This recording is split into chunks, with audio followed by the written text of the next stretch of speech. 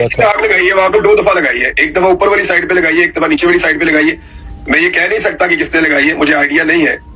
मैं अभी उठा के कह दूं जी फलानी एजेंसी ने लगाई है तो वो मेरे पास सबूत कोई नहीं है उसका। हमने वो खोजी शोजी बुलाए थे तो उन्होंने ये बताया कि ये दोनों आगे लगी है, ये लगाने वाले जो है वो एक ही तरह के लोग हैं, वो पैरों के निशान से वो देखते हैं बताते हैं। तो उन्होंने बताया जी कि ये जो आग लगाई है ये एक ही ग्रुप है, एक बंदा चेंज हुआ है लेकिन ये ऊपर भी आग उन्हीं लोगों ने लगाई है और नीचे भी उन्होंने लोगों ने लगाई। नुकसान हुआ है वो अल्लाह ताला पूरा कर देगा जी, वो ठीक करवा रहे हैं, बंदे बुंदे लगे हुए हैं, कोशिश कर रहे हैं कि ठीक हो जाए। पौधों का नुकसान जो है वो ज्यादा हो गया।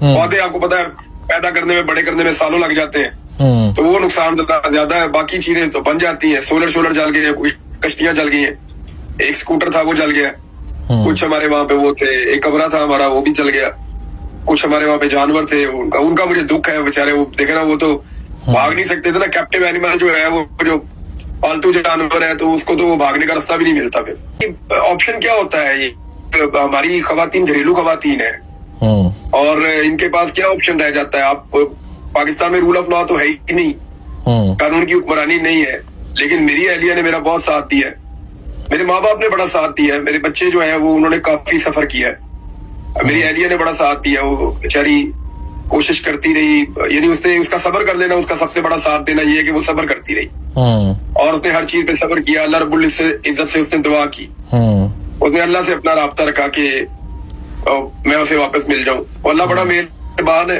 अल्लाह ताला दुआएं सुनने वाला है।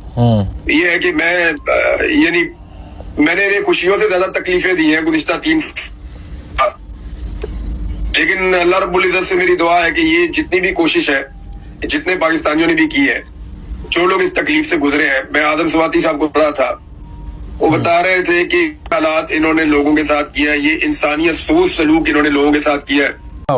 कि मुझे मौत से डर नहीं था, लेकिन मैं ये लड़ाई जीतना चाहता हूं और मैं जिंदा रहकर इस लड़ाई को जीतते हुए खुद को देखना चाहता हूं।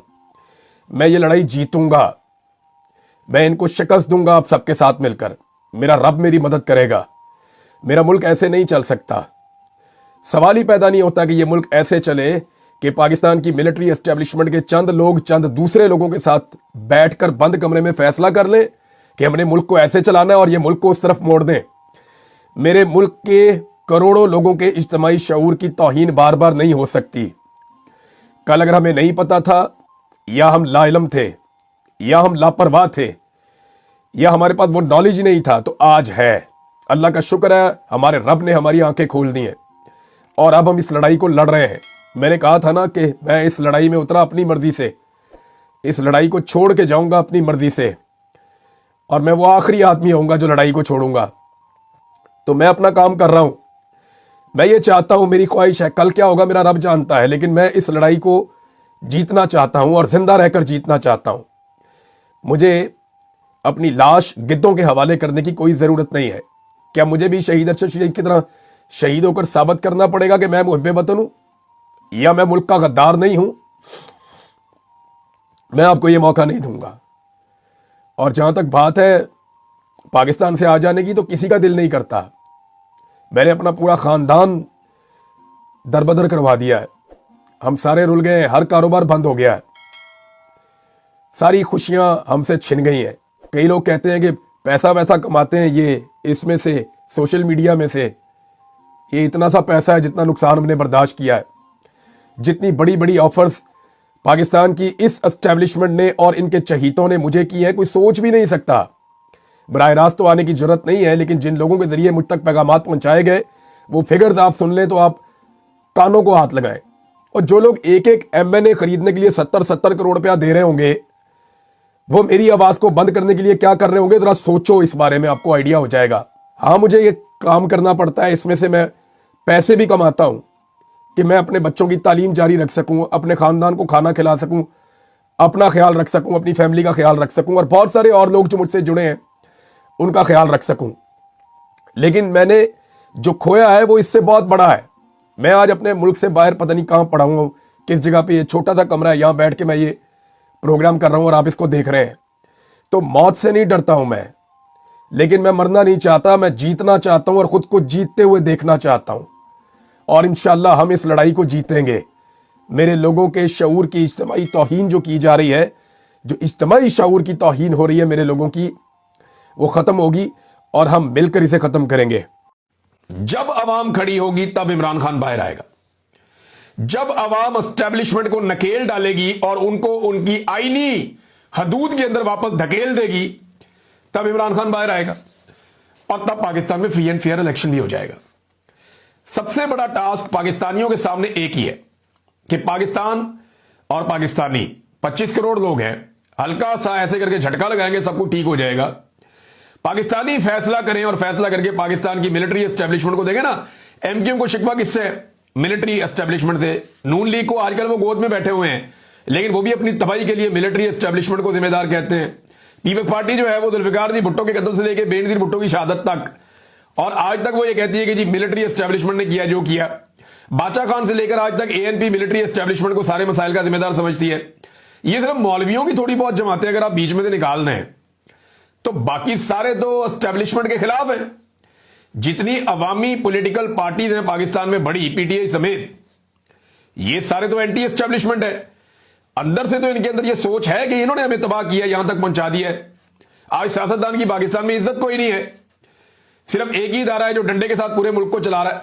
तो ये जो एस्टेब्लिशमेंट है, इसको अवाम एक दफा फैसला करे और इसको दीवार के साथ लगा के इसकी आईनी हुदूद में भेज दे, तो याद रखिएगा पाकिस्तान चल जाएगा।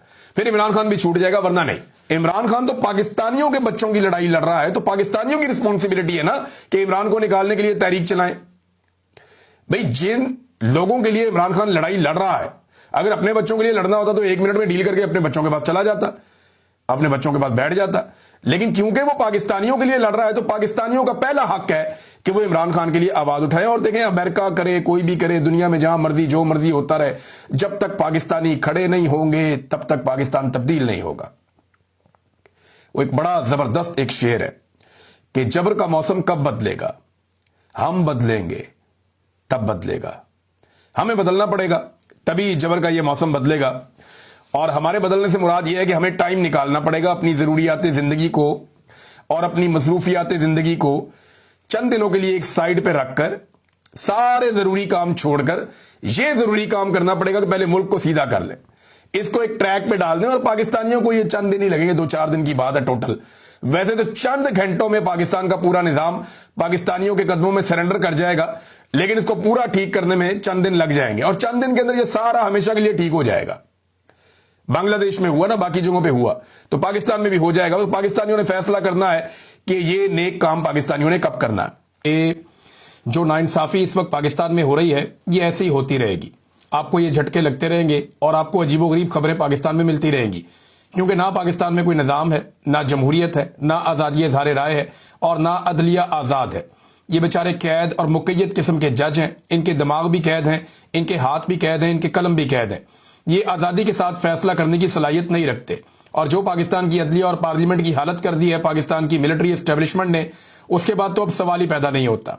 एक ही रास्ता बाकी बचा है। देखें, यास्मीन राशिद साहिबा के साथ मियां महमूद रशीद साहब, एजाज चौधरी, उमर चीमा या बाकी लोग जितने भी हैं, इन लोगों को सजाएं हो रही हैं, सरगोदा में सजाएं हो रही हैं, यहां पे सजाएं हो रही हैं, लाहौर में सजाएं हो रही हैं। ये सजाएं क्यों दी जा रही हैं? एक ही दिन के अंदर का कोई रिकॉर्ड कायम करने का इरादा है कि 9 मई के मुकदमात में उन सारे लोगों को सजा देनी है जो बेगुनाह थे।